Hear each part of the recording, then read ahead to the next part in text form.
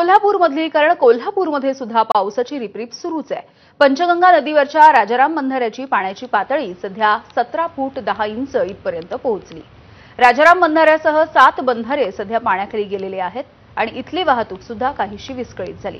राधानगरी धरणाच्या पायथा विद्युतगृहामधून प्रति सेकंद 2500 क्युसेक्सनं पाण्याचा विसर्ग सध्या भोगावती नदीच्या पात्रामध्ये सुरू आहे, तर कुंभी धरणाच्या पायथा विद्युतगृहामधून प्रति सेकंद 300 क्युसेक्सनं पाण्याचा विसर्ग कुंभी नदीपात्रामध्ये सुरू आहे। त्यामुळे पंचगंगेच्या नदीच्या पात्रामध्ये पाण्याची मोठी आवक होतीये।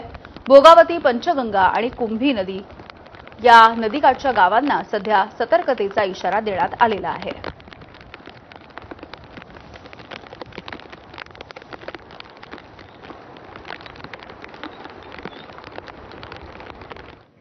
आणि यानंतर बातम्यांचा वेगवान आढावा, सुरुवातीला पावसाच्या बातम्या।